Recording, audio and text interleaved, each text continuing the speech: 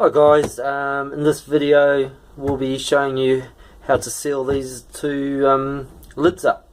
Don't forget to watch the previous video on which type of bottle to get. Make sure you use a new one, don't use an old one. Goodness knows what chemicals have been used inside of them. Yeah, we'll get started. So this port here will just be permanently sealed up. We won't use it, so I'll show you that one first. All you need to do, what I'd use for the sealing material are just these silicone cake pans or moulds or whatever they're called, which you should be able to get fairly easy locally. I've had good luck with these. I haven't needed to use any. A lot of other keying systems with the seals tend to need some sort of lubricant to keep it sealed well. Some people even use Vaseline. I haven't needed to use this, and I haven't had any leaks at all. So for this first cap, all I do is I get any sort of plastic and I make a circle out of it. I've got this little jig I've made which just spins in the drill and just knocks. I can knock out lots of them out of these caps of spreads.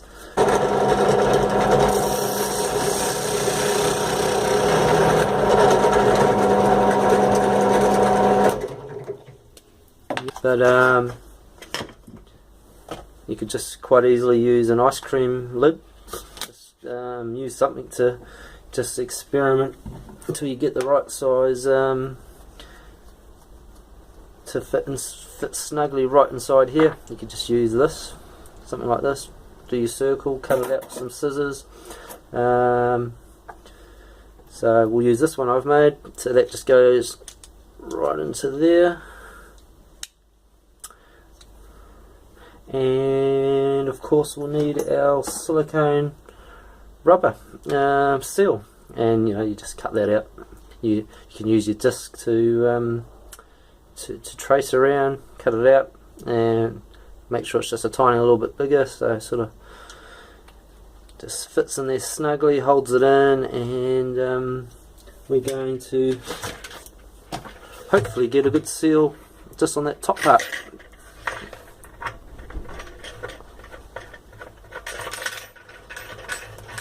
So that's that one done. For this one, we'll be making three of these discs out of, and I make them out of these kitchen chopping boards. These are about 5mm thick. You want to sort of get something that's as smooth as possible here. Ideally, I'd like something a bit smoother than this one, but I haven't any problems with that, so just make sure it's not too dimpled. So we'll be making 3 of those.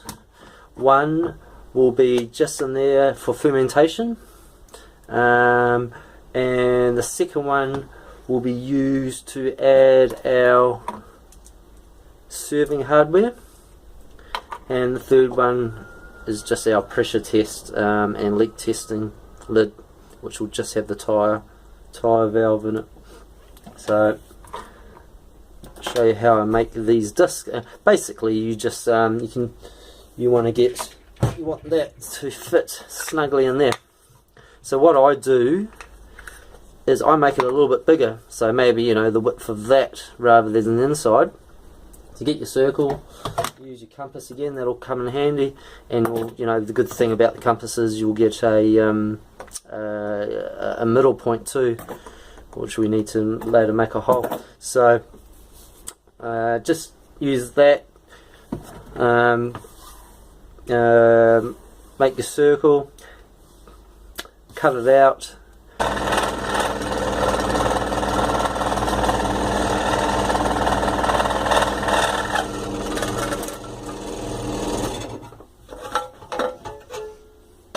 And then the next thing I do is I just drill a hole in the middle, get a screw just sort of a screw that will fit in there, through there, maybe a little bit longer than that one, and then you can put it into your drill.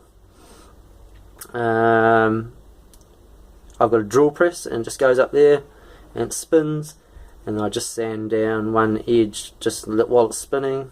I'll just sand it down and periodically check that'll fit in. Once I've got it nice and snug, we're done.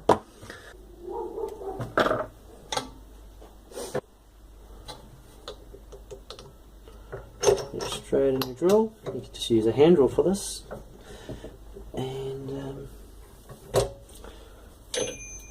turn it on, and we're going to use this.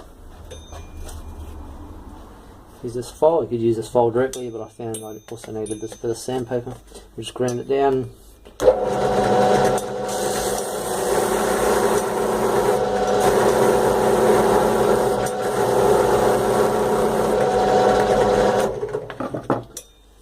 Periodically check where it's going to fit in. Maybe a little bit more.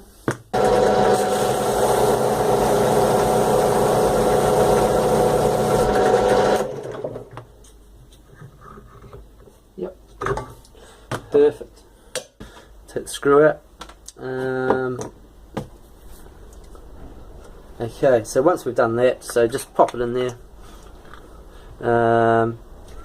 Just draw on there to get your circle. All your hardware needs to fit inside that circle. So we've got a tyre valve, and we've got a bulkhead connector which will go through there, and we'll put tubing on one side for your pickup to draw the beer out of the bottle, and our tubing and our tap at this end. So obviously we need to fit those inside that circle, those nuts. Make sure those nuts, because they'll be inside here. So basically I think it's just the middle point of those 2 points there. So we'll just use the iometer out there, out there. Obviously this is why, you know, if you can make this hole as small as possible, it's not going to get in the way. So we'll drill 2 holes there, and then we'll just fit these 2 pieces in now. Okay, so we've cut our 2 holes out. We'll need silicone seal. Just put that on there. Trace around, cut it out as best you can. Once again, it's nice for that to just be nice and a little bit bigger than the disc, so it'll just all hold it in like that. Don't want it too big, because if it bunches up in here, it may crimp and you won't get your seal.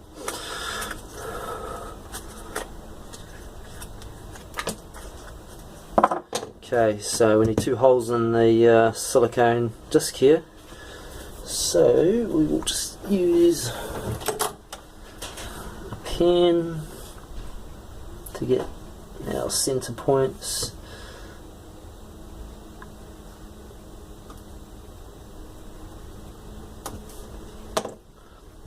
Okay, and these punches make the job of making holes very easy. So I've got a 8mm for the tyre valve and a 6mm for the bulkhead fitting.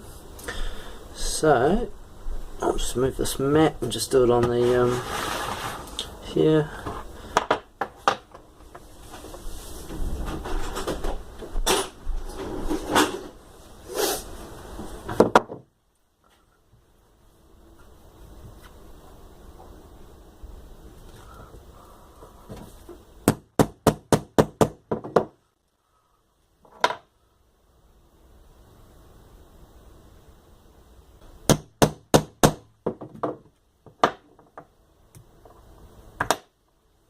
Okay.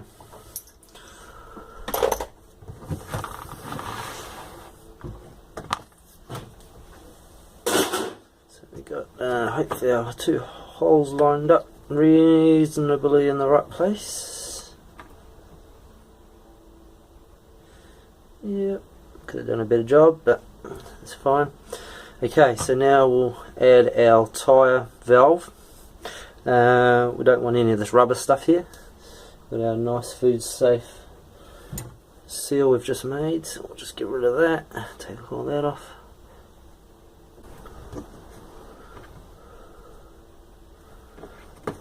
And on there first. Through there.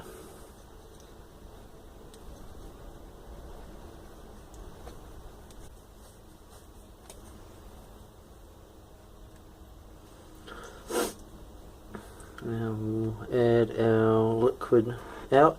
So it's obviously the top, so we want to add that like so. I'll just do it on the video here so you can see, make sure you get it around the right way.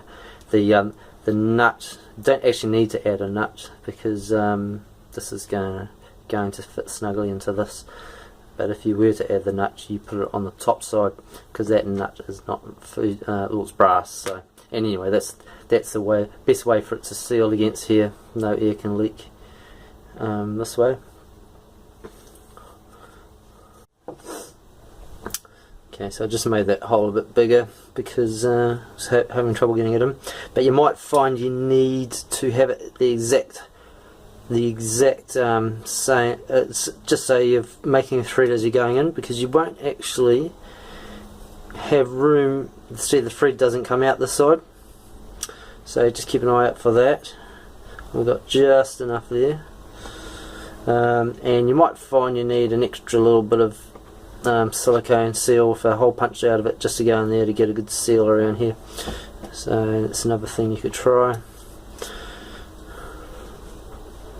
So I'll see if I've got enough thread there to get that on. Hopefully.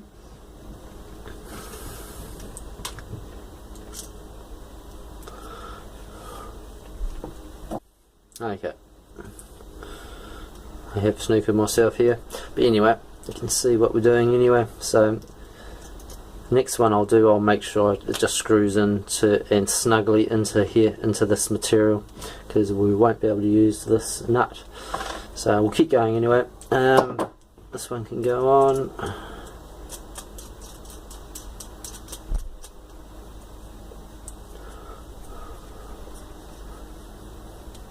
So what that's doing is just creating our seal against there and there. And the edge of that is sealing against the bottle, so we've got a pretty good seal there.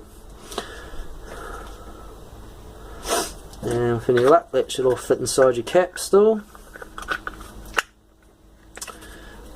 Beautiful. Okay, so now we need to add our tubing and our tap. So we're using a silicone tube. And basically you want about 1.5 meters for your going from the outlet to your tap. That sort of keeps the frothing down through the tubes.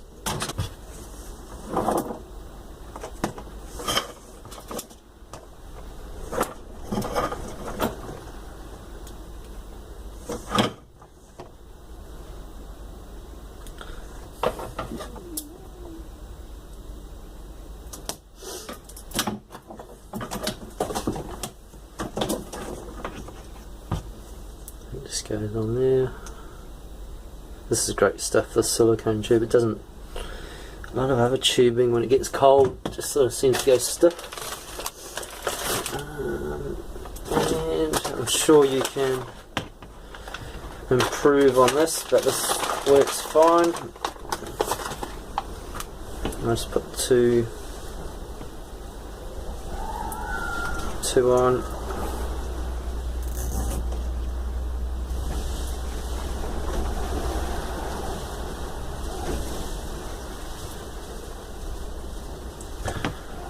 I'll just do one opposite, another one opposite, because you get a little gap there.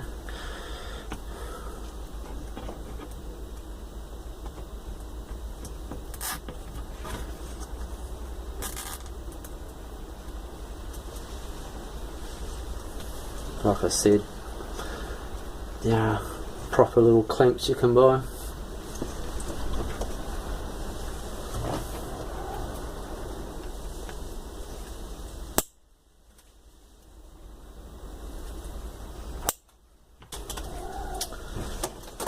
tap on the other end.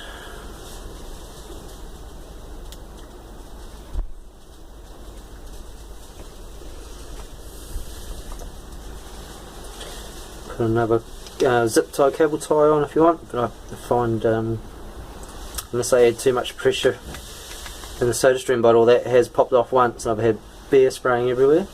So I've just quickly done the pressure relief valve to take the pressure out. Yeah, it was a bit of a mess. Okay, so that's our tap. We don't need to do anything there, of course. Now all we need is our pickup tube, which goes into the bottle. So we're going to make a floating dip tube, which just takes beer off the top all the way down. So you always drawing from the clearest part of the beer. You don't have to. You could just have a length on there, about sort of an inch, a couple of centimetres up from the bottom. But I reckon you're probably going to be drawing a bit of yeast there. But you know, that's fine. And then at the end you could just sort of tip it over to get the last sort of couple of glasses. But the floating dip tube works great, so I'll show you how I make that.